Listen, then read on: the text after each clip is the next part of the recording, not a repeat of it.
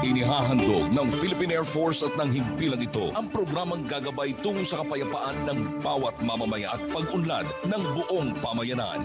Usapang mga kapayapaan, usapang pangkaunlaran. Maayong adlaw sa atong tanan mga higala. Kami po ang inyong Philippine Air Force, your air warriors and skylifters in the Visayas. At muli pong sa kumasayang papawid ang aming palatuntunang usapang pangkapayapaan, usapang pangkaunlaran Cebu. Kauban ng tulo ng mga radio station diri sa Cebu, daghang kaayong salamat kay Ma'am Annabel Lagrosas of DYMR 576 kHz Radyo Pilipinas, kay Sir Junix Napalaka of DYLN 909 kHz, kay Ma'am Aileen Navarro ng DYAR 765 Sunshine Radio, o kay Ma'am Payet Ranin and Ma'am Hazel Gloria of PIA 7 sa pagtabang sa atong programa karong adlaw. Ako po ang inyong host, Technical Sergeant Katindi Campo, Philippine Air Force, at kasama ang ating co-host na si Air W1 si Yasmin Saladar, Philippine Air Force, at Airwoman Angel Festejo, Philippine Air Force. Partner? Isang mapagpalang araw para sa ating lahat, lalo na sa ating mga libo-libong tagapakinig at taga-subaybay sa programang ito. Ang usapang pangkapayapaan, usapang pangkaunlaran Cebu. Tayo din po ay napapanood sa ating social media platform sa Facebook page ng CMO-AMC, 1000 Bijubiniab, 1000 PAF at ng Up Cebu. Ang programa pong ito ay para sa ating pagnanais na maihatid ko ang mga impormasyon na mayroong kinalaman sa ating pagsulong sa kapayapaan at kaunlaran sa ating pong bansang Pilipinas. Thank you, partner. And let us also welcome our other comrades from Air Mobility Command, from 220th Early Wing, and from 1000 and 505 Search and Rescue Group. Daghang kayong salamat for tuning in with us and for supporting our program. Partner? Mga kasama, ikinagagalak po nating makasama ang mga ating resource speaker ngayong araw na ito na si Colonel Edgar G. Mangabad, Infantry Philippine Army Commander, 7th Regional Community Defense Group. Sir, bumati po muna kayo sa ating pong mga tagapakinig at tagapagsubaybay. Magandang hapon sa ating lahat. Mayong hapon sa ating tanan sa Cebu. Ako si Colonel Edgar G. Mangabay, Infantry GSC Philippine Army, the Group Commander of 7th Regional Community Defense Group. Mayong hapon. Thank you, sir. Partner? Yes, partner. So muli, sir, thank you so much po, sir, sa pag-accept po ng invitation namin, sir, upang maging guest speaker po ngayong hapon. Dagdag ko lang po, sir, no? Kamusta naman po, sir, yung mga personnel po natin sa 7th Regional Community Defense Group po, sir? Thank you, sir. Sa personnel natin sa 7RCDG, sa observation namin, high moral naman yung mga tropa natin dito. Considering that the command prioritizes yung mission accomplishment and moral and welfare of the personnel. We provided yung mga regular na mga yung privileges nila. Regularly, meron sila mga passes, mental wellness break, tapos meron kami kinakandak na mga socials and team building activities to boost the moral and welfare of our personnel. Okay, sir, no? Good to hear, sir, no, na high moral naman po yung mga personnel po natin sa 7th RCDG, and may mga activities po kayo para ma-uplift po yung mga moral po nila, sir.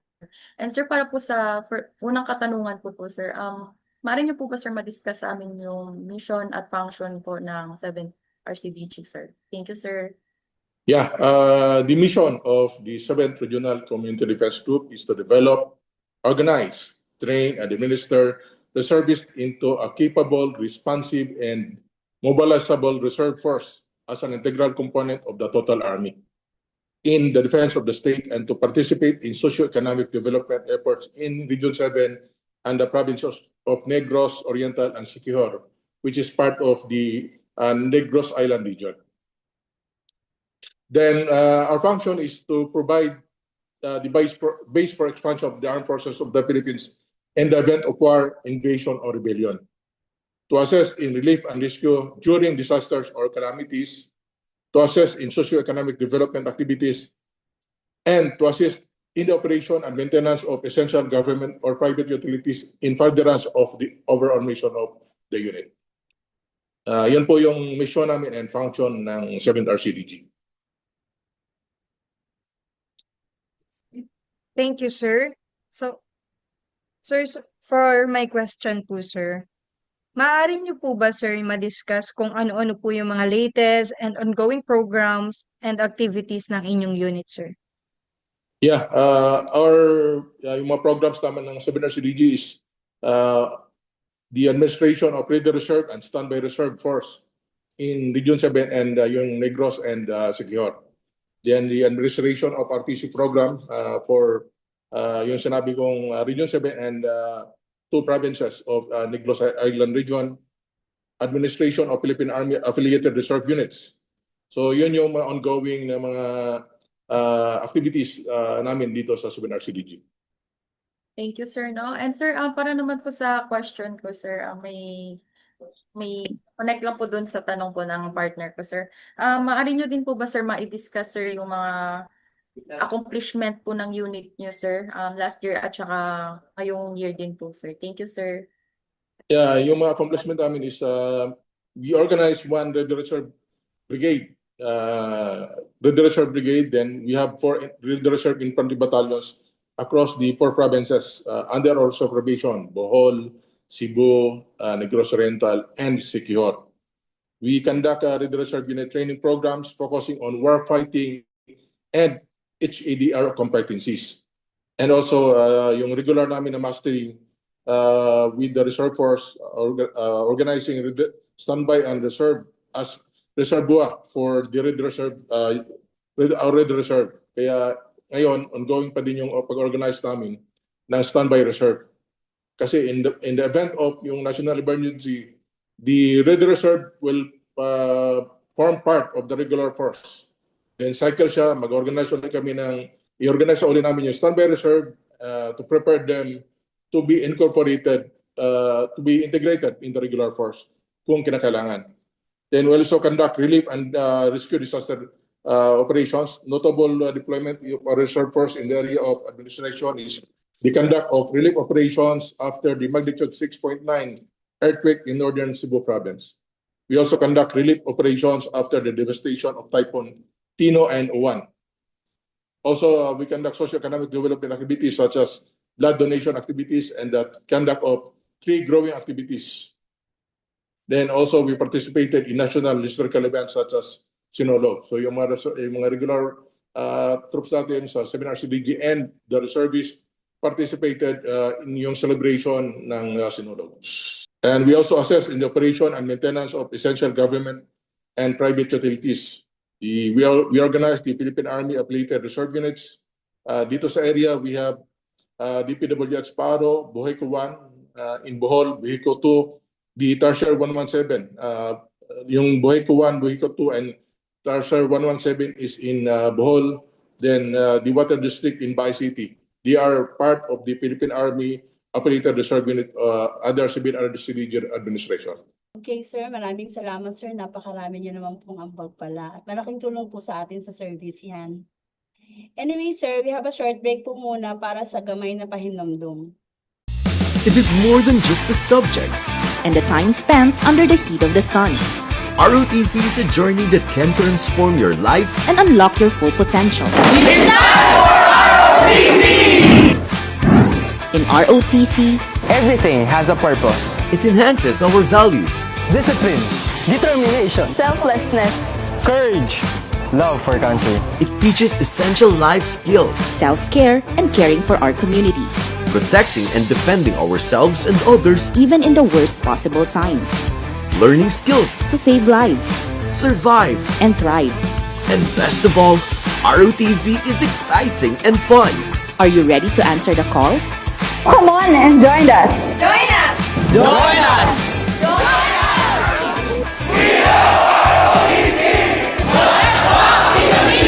See you on the next flight.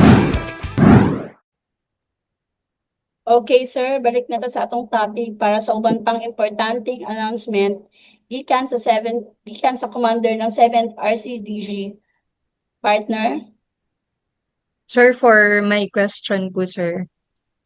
Kailan po ang opening at ano-ano po ang mga requirements sa mga gustong maging reservist sa Philippine Army, sir? Actually, dalawa yung sources natin sa pagiging isang reservist. Una, yung graduate ng yung ROTC program. So, yung opening ng ROTC program is naka-anchor siya doon kung kailan mag-open yung school year. So, kung kailan mag-open yung isang higher education nato, yung mga tertiary level sa mga colleges. Kung kailan yung opening, yun din yung opening ng ROTC program. Then another source ng ating mga reservists is yung graduate ng basic citizen military training. Pag wala kang ROTC at civilian and you want to join the reserve force, pwede ka mag-join by joining the basic citizen military training. We conducted this BCNT once a year. Sa ngayon, our schedule per guidance ng RESCOM by second semester or second quarter or second semester up to second semester, baka magkaroon na kami ng opening for BCNT this year dito sa Seminar CDG. So yung requirements natin is Filipino citizen with good moral character, physically and mentally fit for military training, then at least 5 feet in height, 18 years old upon entry, but not more than 35 years of age, certified resident of a clustered locality where the candidate are sourced, kung saan, taga saan yung candidate na yun. So, yun, ang requirement, dapat 18 years old to 35 years of age for you to qualify to join the basic citizen military training. Then another sources ng commissionship natin, meron tayong mga different commissionship is yung Group 1, degree holder who are graduate of probationary officers training, yung POTC natin. Pag-graduate ka ng advanced ROTC, after that, you will undergo the POTC training. Then yung Group 2 natin, yung deserving NCOs from the regular force. Then Group 3 natin is licensed professional. We have Group 5, graduate of Masters in National Security Administration at the National Defense College. Then Group 5 natin, K and technical personnel of vital government or private utilities. We have Group 6, elected officials and presidential appointees.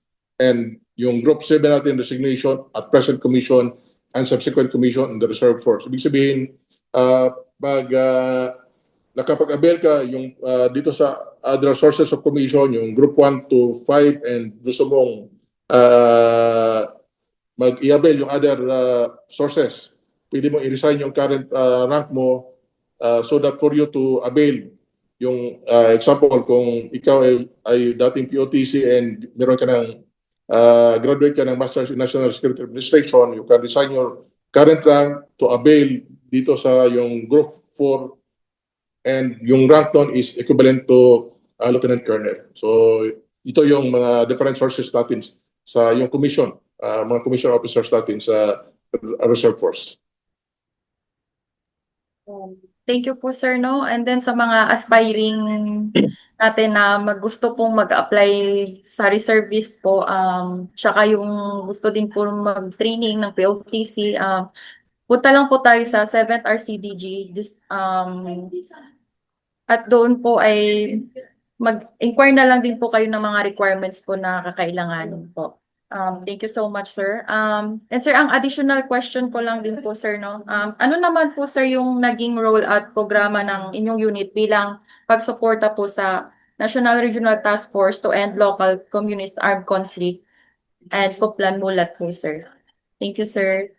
Yeah, sa NTF-LCAC, in coordination with NICA 7, we conducted lectures and symposiums in all RRTC units and reserve units focusing on Executive Order number 70 and the whole of nation approach in attaining inclusive and sustainable peace. So yun yung mga activities natin about sa NTF-LCAC. Yun na naman yung natin na dapat well-informed yung ating mga ROTC cadets and yung members ng reserve force natin sa area. Doon naman sa Kuplan Mulat, the organic personnel, ROTC and reserve units participated in information, education, and communication campaign conducted by higher headquarters to strengthen awareness on national security issues, including the West Philippine Sea.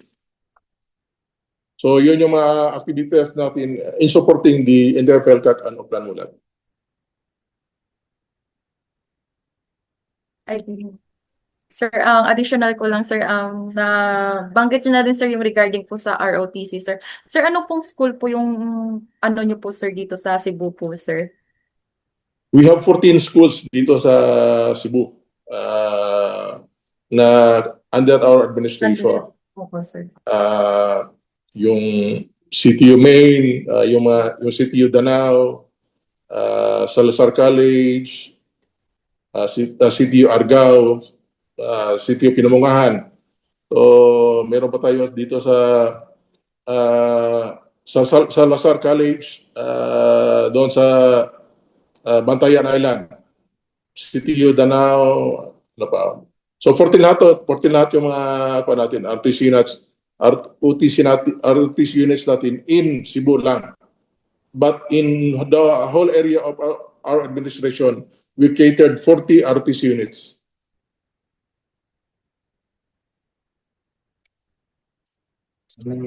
Thank you, sir.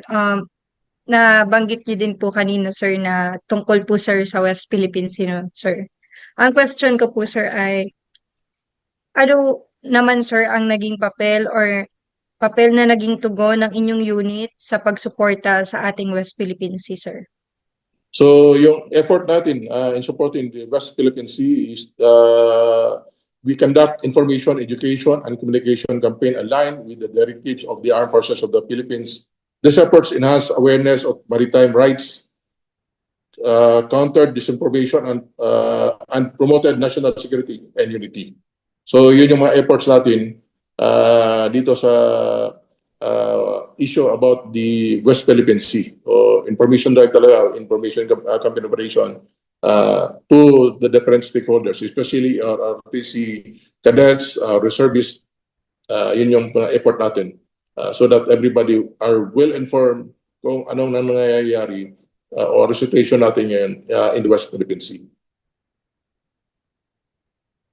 Thank you, sir. Good to hear, sir, na sabay-sabay po tayong AFP together with sa mga kapwa po natin na reservist and na sabay-sabay po tayo na lumalaban for our West Philippine Sea, sir.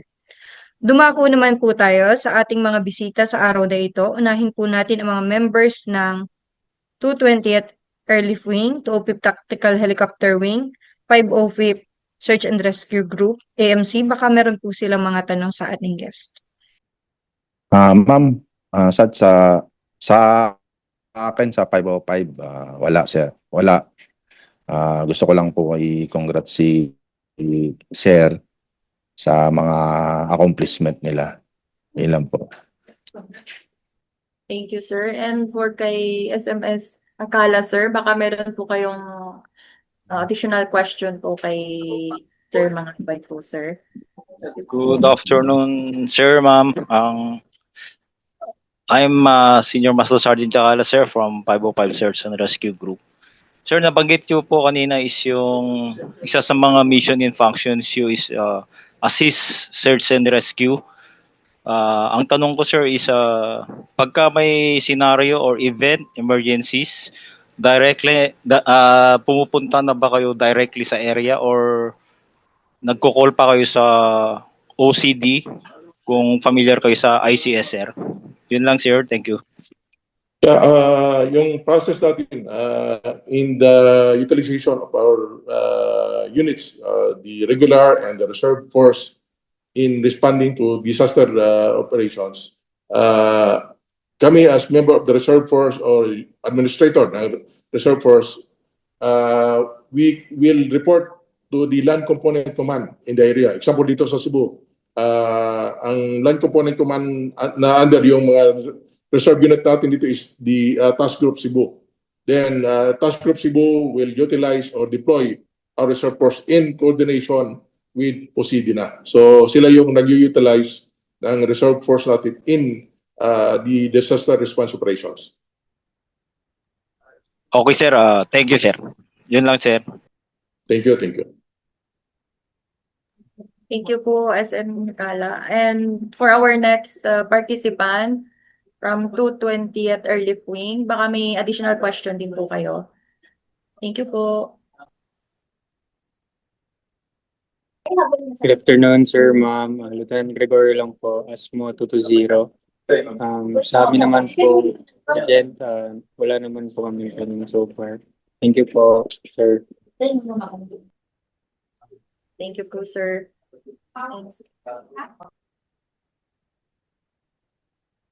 Then, I guess, partner, wala na rin mga additional question yung other participants natin. And na-discuss naman po ni sir ng maayos yung mission, function, at accomplishment po ng kanilang unit.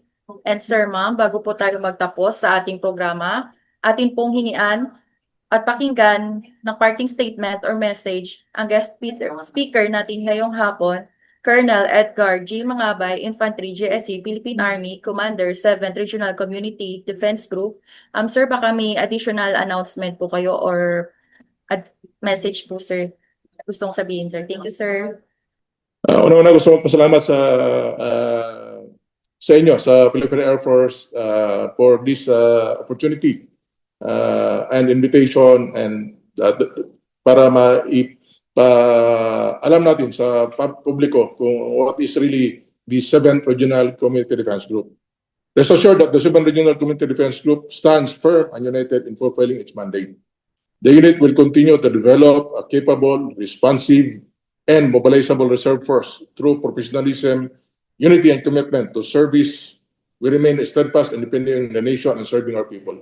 So, kung kinakailangan, nandito lang ang 7RCDG ready to perform any task that will be given to them. So, yun lang, maraming salamat at thank you for this invitation. Once again, good afternoon, everyone. Thank you so much, sir, for the comprehensive information and discussion you shared to us.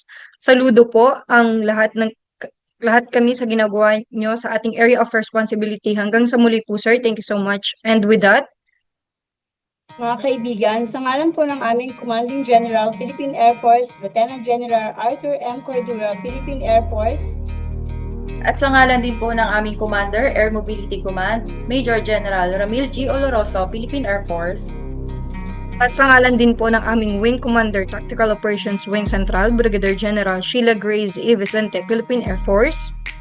ako po si Technical Sergeant Kathleen Campo, Philippine Air Force, at ako naman po si AW1C Yasmin Salazar, Philippine Air Force. Ako naman po si Airwoman Angel Faseo, Philippine Air Force. Maraming salamat po sa inyong suporta at pagsubaybay. God bless. Mabuhay tayong lahat and keep safe everyone.